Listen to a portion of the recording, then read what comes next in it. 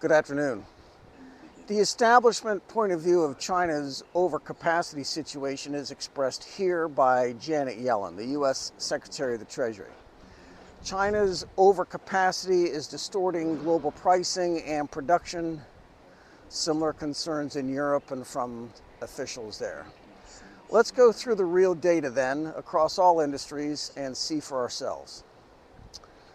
Bloomberg has a story, and they conclude that there is some industrial overcapacity here in China, but it's not in the industries that the US and Europe are competitive in anyway.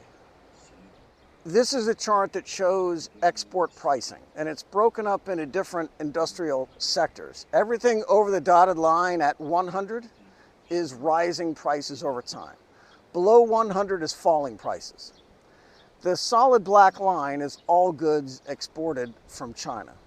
Yellow is furniture and light fixtures near the bottom. Green, also near the bottom, is toys and games.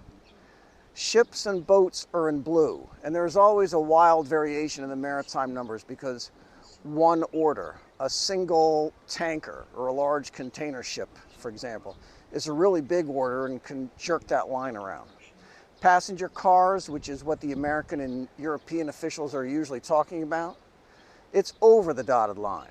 So China is exporting cars, but the prices are rising for those cars. If they were dumping cars, deliberately losing money to gain market share or something, that red line should be falling and not rising. So on prices paid, the Chinese are not dumping cars on the global market. And here's what may explain part of that Chinese electric vehicles sell for twice the price in Europe as they do in China.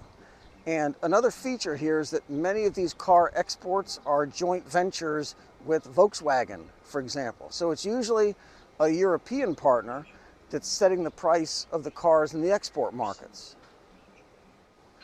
Capacity utilization is another measure that we'll look at closely. If Chinese factories were busy producing products there were no markets for, then these numbers should be higher. Industrial capacity utilization. China's the black line, and it's about the same as it's been going back to 2013. And it's lower than in the United States or the EU or Brazil. In Q4 of last year, China's at 75.9, the EU at 79.6. US is at 78.8. Here too, the Chinese aren't doing anything they haven't been doing for 12 years. And they're actually below the factory sectors in the US and Europe and South America, Brazil. This is another chart that's a little confusing for the establishment narrative. China is the red line in this chart. Germany is black, Japan is blue, South Korea is yellow. And this chart shows how much of a country's car production is actually exported to other countries. 75% of German cars are exported. Japan is 46%, Korea 68%, but only 15 to 16% of China's car production is exported at all. Way over 80% of China's cars are built and sold in the Chinese market. I won't bother with some of the other charts that all kind of say the same thing. There is some Chinese overcapacity in a handful of industries, it's true. Cement and building materials, for example. The rate of growth of construction in China is way down here, and it is showing up in factories that produce all that. It's possible for solar panels too. I'm still working through all that.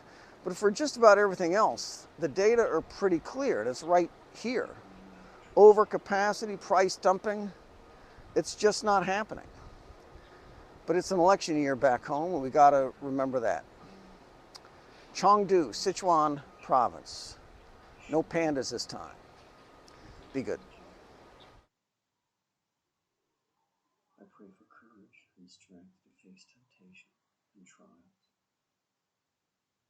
May you empower me to overcome for the persecution and the trials that are going to follow. Amen.